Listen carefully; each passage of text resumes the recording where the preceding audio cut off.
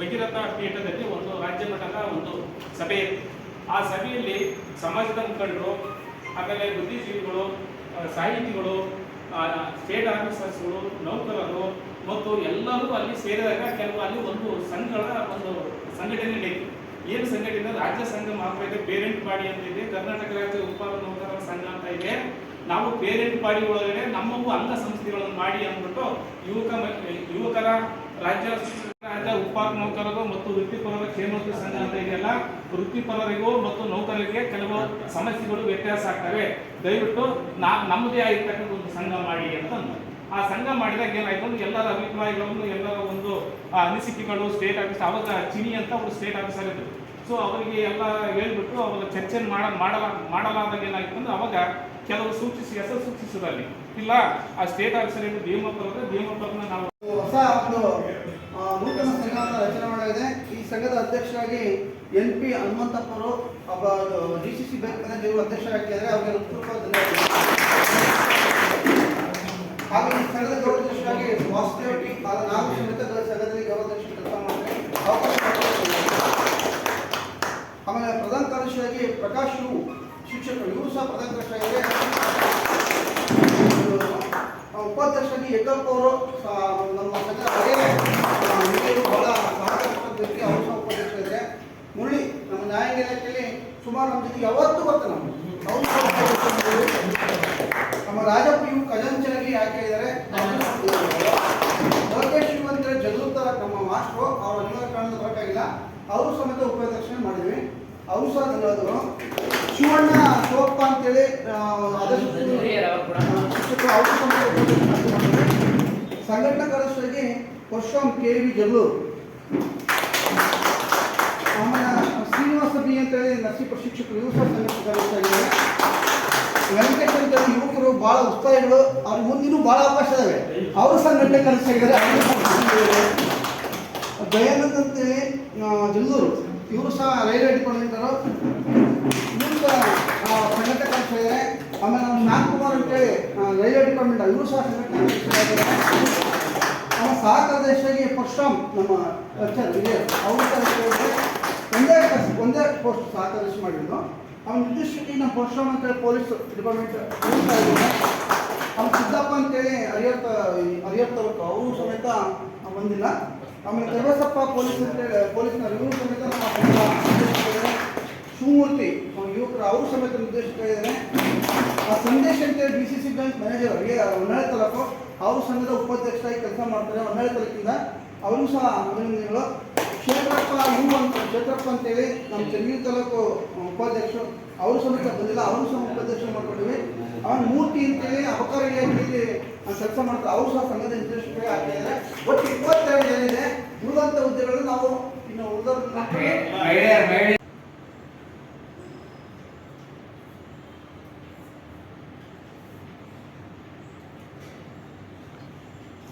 ಪ್ರಮುಖವಾಗಿ ಇಷ್ಟು ವರ್ಷದ ಒಂದು 5 ರಿಂದ 6 ವರ್ಷ ಸಂಘ ಸಂಪೂರ್ಣವಾಗಿ ನಿಷ್ಕ್ರಿಯಗೊಂಡಿತ್ತು. ಈಗ ಅದನ್ನು ನಾವು 3 ಬಾರಿ ಸಭೆ ಸೇರಿ ನಾವೆಲ್ಲರೂ ಸಾಮೂಹಿಕವಾಗಿ ಇದನ್ನು ಸಂಘಟನೆ ಮಾಡಿ ಇದನ್ನು ಇವತ್ತು ಬೋರ್ಡ್ನ ಅಧಿಕೃತವಾಗಿ ನಾವು ಜಾರಿಗೆ ತಂದಿದ್ವಿ. ಈ ಪ್ರಕಾರ ನಾವೆಲ್ಲರೂ ಸೇರಿ ಈ ನಮ್ಮ ಸಮಾಜದ ಬಲವರ್ಧನೆಗಾಗಿ ನಾವು ಸಂಘಟನೆ ಮಾಡಬೇಕಾಗುತ್ತೆ. ಜೊತೆಗೆ ಹೊಸ ಕಾರ್ಯಕ್ರಮವನ್ನು ನಾವು ಜಾರಿಗೆ ತರಬೇಕಾಗುತ್ತೆ. ಯಾಕಂದರೆ ಇದುವರೆಗೆ 4 ವರ್ಷ 4ರಿಂದ 5 ರಿಂದ 6 ವರ್ಷ ಆಯಿತು ನಮ್ಮ ಡಿಸ್ಟಿಕಲ್ಲಿ ಯಾವುದೇ ಒಂದು ಕಾರ್ಯಕ್ರಮ ಮಾಡೋದಿಲ್ಲ, ಒಂದು ಪ್ರತಿ ಪುರಸ್ಕಾರ ಮಾಡೋದಿಲ್ಲ, ಇಂತಿದ್ದ ಕಾರ್ಯಕ್ರಮ ನಾವು ಮಾಡಬೇಕಾಗುತ್ತೆ. ಹಾಗಾಗಿ ಇಲ್ಲಿ ಯಾರು ಒಬ್ಬರು ಮಾಡೋಕ್ಕಾಗಲ್ಲ, ಒಬ್ಬರು ಯಾರು ಮಾಡೋಕ್ಕಾಗಲ್ಲ, ನಾವೆಲ್ಲರೂ ಸೇರಿದಷ್ಟು ಈ ಕಾರ್ಯಕ್ರಮ ಆಗ್ತದೆ. ಜೊತೆಗೆ ಇದಕ್ಕೆ ನನಗೆ ಮುಖ್ಯವಾಗಿ ಈಗ ಪ್ರತಿಯೊಂದು ಗ್ರಾಮಾಂತರ ಮಟ್ಟದಲ್ಲಿ ನೌಕರರಿದ್ದಾರೆ. ಜೊತೆಗೆ ಅವರೆಲ್ಲರೂ ನಾವು ನಮ್ಮ ಸಮಾಜದ ಮುಖ್ಯವಾಗಿ ತಂದು ಅವ್ರನ್ನ ಗುರುತಿಸಿ ಅವರು ನಮ್ಮ ಸಂಘಕ್ಕೆ ನಮ್ಮ ಉಪ ಸಂಘದ ನೌಕರರ ಮೆಂಬರ್ ಆಗಿ ಮಾಡಿಕೊಂಡು ನಮ್ಮ ಸಂಘಟನೆಯನ್ನು ಬಲವರ್ಧನೆ ಮಾಡೋಣ. ಜೊತೆಗೆ ಈ ಮತ್ತು ನಿನ್ನ ಉಳಿದಂಥವರು ಈಗ ಪ್ರತಿಯೊಂದು ಗ್ರಾಮದಲ್ಲಿ ಅತಿ ಬಡತನ ರೇಖೆಯಿಂದ ಕೆಳವರ್ಗರಿರ್ತಾರೆ, ಅವ್ರನ್ನ ಗುರುತಿಸೋಣ. ಜೊತೆಗೆ ಅವ್ರನ್ನ ಅತಿ ಹೆಚ್ಚು ಅಂಕ ಗಳಿಸಿದ ವಿದ್ಯಾರ್ಥಿಗಳನ್ನು ಗುರುತಿಸಿ ಅವ್ರನ್ನ ನಮ್ಮ ಜಿಲ್ಲಾ ಮಟ್ಟದ ಒಂದು ಕಾರ್ಯಕ್ರಮ ಮಾಡಬೇಕು. ಇದಕ್ಕೆ ನಮಗೆ ಅತಿ ಹೆಚ್ಚಾಗಿ ಈಗ ಆರ್ಥಿಕದ ಅವಶ್ಯಕತೆ ಇದೆ. ಹಾಗಾಗಿ ಹಣಕಾಸಿನ ಅವಶ್ಯಕತೆ ಮುಖ್ಯ. ಹಣಕಾಸು ಇಲ್ಲ ಅಂದರೆ ನಾವು ಯಾವುದೇ ಅಂಗಗಳನ್ನು ಸಾಧ್ಯತೆ ಇಲ್ಲ. ಹೀಗಾಗಿ ನಾವೆಲ್ಲರೂ ಸೇರಿ ನಾವು ಹಣಕಾಸಿನ ಹಣಕಾಸಿನ ವ್ಯವಸ್ಥೆ ನಾವು ಕ್ರೋಢೀಕರಣ ಮಾಡಬೇಕಾಗುತ್ತೆ. ಈ ಹಣಕಾಸಿನ ಕ್ರೋಢೀಕರಣ ಮಾಡಿ ಕಾರ್ಯಕ್ರಮ ಮಾಡಬೇಕು.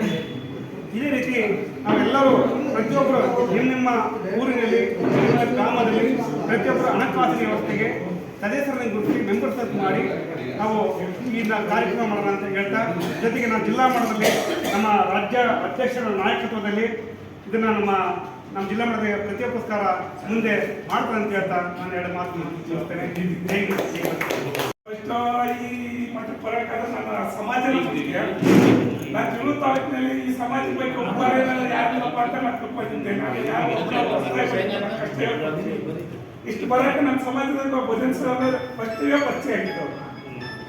ಆಮೇಲೆ ನಾನು ಅಧ್ಯಕ್ಷ ಸ್ಥಾನಕ್ಕೆ 600 ಜನ ನನ್ನ ಒಬ್ಬನ ಆಯ್ಕೆ ಮಾಡಿದ್ರು. ಭಜನ್ ಸರ್ ಸರ್ ಈ ತರ ಕೇಳ್ತಾ ಇದ್ದಾರೆ, ಯಾವ ತರ ಏನು ಸರ್ ಇಲ್ಲಪ್ಪ ಮತ್ತು ರಾಜ್ಯಾಧ್ಯಕ್ಷಕ್ಕೆ ಕಳಿಸಿದ್ರು, ಅಲ್ಲೇ ಕಳಿಸಿದ್ರು. ಇಲ್ಲ ಪ್ರಶ್ನೆ ಯಾಕಿದ್ಯಾ ಏನು ಎಲ್ಲ ಮಾಡ್ತೀಯಾ ನೀನು ಕೊಡಬೇಡ ಅಂತ.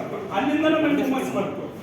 ಯಾವಾಗಲಿ ನನ್ನ ಅಧ್ಯಕ್ಷ ಸ್ಥಾನದಾಗ ಯಾವ ತರ ಇರ್ತದೆ, ಬೇರೆ ಸಮಾಜದಾಗ ಯಾವ ತರ ಇರ್ತದೆ, ಅಧ್ಯಕ್ಷ ಕರೆದ್ರಂದ್ರೆ ನಾವು ಹೇಳ್ತೀವಿ ಫಸ್ಟ್ ಮೆಂಬರ್ ಆಮೇಲೆ ಸದಸ್ಯರನ್ನೆಲ್ಲ ಕರ್ಕೊಂಡು ನಾವು ಗೌರವ ಕೊಡಬೇಕಾದ ಜಾಗಕ್ಕೆ. ನಮ್ಮಲ್ಲಿ ಏಷ್ಯಾ ಖಂಡದಲ್ಲಿ ನಮ್ದು ಸಂಘ ಇರೋದು ನೌಕರ ಕಾರ್ಮಿಕರ ಸಂಘ ಅಂದ್ರೆ ಏಷ್ಯಾ ಖಂಡದಲ್ಲಿ ದೊಡ್ಡ.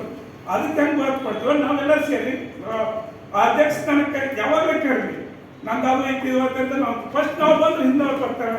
ನಮ್ಮಲ್ಲಿ ನಾನು ಅಧಿಕಾರಕ್ಕೆ ಬರಬೇಕು, ಇಲ್ಲಿವಲ್ಲ ವಾತಾವರಣ ನೋಡಿದೆ ನನಗೆ ಅಧಿಕಾರ ಬೇಕು ನಿನ್ಗೆ ಅಧಿಕಾರ ಬೇಕಂತ ಯಾರಿಗೂ ಇಲ್ಲ. ಎಲ್ಲರೂ ಸಂತೋಷದಿಂದ ಮಾಡಿದ್ವಿ. ಫಸ್ಟ್ ದಿವಸ 5 ಜನ ಸೇರಿದ್ವಿ.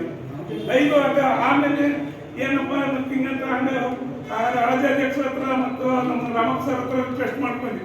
ಸರ್ ನಾವ 5 ಜನ ಇದ್ರ ಸಮಾಜ ಬೆಳೆದಂಗೆ ಜನಕ್ಕೆ ಹೆಂಗೆ ಗೊತ್ತಾಗಬೇಕು, ನಾವೊಂದು 20 ಜನ ಆದ್ರೆ 20 ಜನ 50-60 ಮಟ್ಟಕ್ಕೆ ಹೋಗುತ್ತೆ. ಸಮಾಜದ ಉತ್ಸಾಹ ತುಂಬುತ್ತೆ. ನಮ್ಮ ಸಮಾಜದಾಗ ಹಿಂಗೆ ನಡೀತಪ್ಪ, ಯಾವ ಥರ ಮುಂದುವರಿಸ್ಬೇಕು, ಯಾವ ಥರ ನಾವು ಆಕ್ಟಿವ್ ಆಗಬೇಕು, ಬೇರೆ ಮೆಂಬರ್ಶಿಪ್ ಆಧಾರ ಮುಂದುವರಿಬಾರ್ದು. ನಾವು ಎಲ್ಲ ಸೇರಿ ಕೆಲಸ ಮಾಡೋದ್ರಿ. ಬೇರೆ ಸಮಾಜದಾಗ ಒಂದು ಸಣ್ಣ ಮಗು ಏನಾರ ಆಯ್ತಂದ್ರೆ ಲೇನು ಸಾಕು, ಅವ್ರ ಸಮಾಜ ಎಲ್ಲ ಸೇರುತ್ತೆ. ಇದೇ ಉದಾಹರಣೆ ಬಿಳಿಚೋಡಲ್ಲಿ ಆಯ್ತು ಘಟನೆ ನೋಡಿದ್ದೀನಿ ನಾನು. ಎಲ್ಲರಿಗೂ ನಿಮ್ಗೆ ಗೊತ್ತೈತೆ, ನಾನೇ ಹೊಸ ಬೈಲಿ ಆ ಥರ ನಮ್ಮ ಸಮಾಜನ ಇಡೀ ಮಾಡೋಣ. ಎಲ್ಲರೂ ಹಿರಿಯರು ಹೇಳಿದ್ದಾರೆ, ಎಲ್ಲ ಉತ್ಸಾಹ ಹುಡುಗರು ಎಲ್ಲರೂ ಚೆನ್ನಾಗಿ ಮಾಡ್ತಾರೆ ಅಂತ ಹೇಳಿ ಭಾಳ ಭರವಸೆ ಕೊಟ್ಟಿದ್ದಾರೆ. ಅವ್ರು ಹೆಂಗೆ ನಡೆಸ್ಕೊಂಡ್ರೆ ಅದಕ್ಕಿಂತ ಜಾಸ್ತಿ ಮಾಡ್ಕೊಂಡು ಹೋಗೋಣ ಅಂತ ಹೇಳಿ ಬಂದಿದ್ದಾರೆ. ಪ್ರತಿಯೊಬ್ಬರಿಗೂ ಸೂಚಿಸ್ತಾರೆ. ಸರಿ, ಸಮಾಜ ನಮ್ಮ ಅನಿಸಿಕೆ ಮೋಸ್ಟ್ಲಿ ಇನ್ನೂ 10 ಮೀಟಿಂಗ್ಗಳು ಎಷ್ಟೋ ಜನ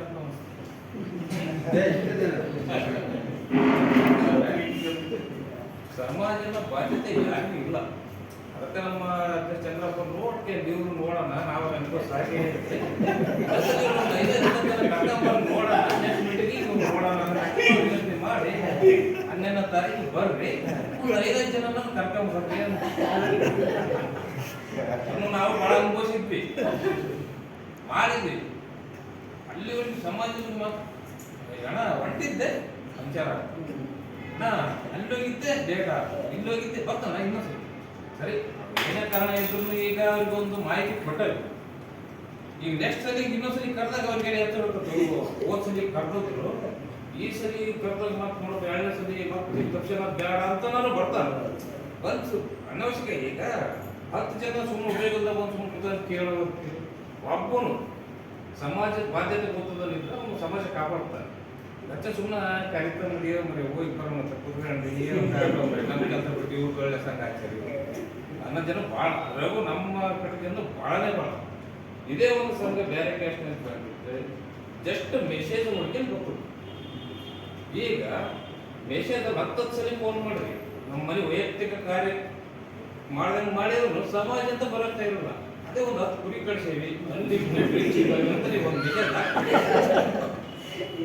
ನೀವು ಕರೆಯೋದಾಗ ಆ ಲೆಕ್ಕಕ್ಕೆ ಡೆವಲಪ್ ಆಗ್ಯಾವ. ಇರ್ಲಿ, ಸಮಾಜ ಅಂದಮೇಲೆ ಇದೆ. ಈಗ ಅವನ್ನೆಲ್ಲ ತಿದ್ದಬೇಕಂದ್ರೆ ಒಂದು ಸಂಘ ನಾವು ಮಾಡ್ಕೊಂಡಿದ್ದೇವೆ ಅಂದಮೇಲೆ ಇವೆಲ್ಲವನ್ನು ತಿದ್ಕೊಂತ ಒಮ್ಮೆಲೆ ಆಗಲ್ಲ. ಸಮಯ ಬೇಕು, ಅವಕಾಶ ಬೇಕು. ಅವ್ರು ಎಷ್ಟೇ ಇರೋದು ನಾವು ಕಾರ್ಡ್ ಕೇಳಿರೋ ಸದಸ್ಯ ಕೊಟ್ಟು ಎಷ್ಟು ಸರ್ಕಾರಿ ನೌಕರರೇ ನಮ್ಮ ಜಿಲ್ಲೆಯಲ್ಲಿ ಎಷ್ಟು ಒಬ್ಬರು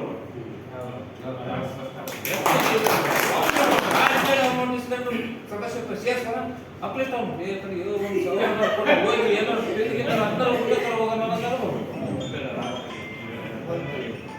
ಅದಕ್ಕೆ ಹೊಸಲ ಒಂದು ಮಾತಾಡಿದೆ ಸಮಾಜ ಶಿಕ್ಷಣ ಬಿಟ್ಟರೆ ಇನ್ನು ಯಾವ ಕಾರಣಕ್ಕೂ ಯಾವುದರಿಂದನೂ ಸಮಾಜನ ಎತ್ತಕ್ಕೆ ಸಾಧ್ಯ ಇಲ್ಲ. ಶಿಕ್ಷಣ ಯಾರು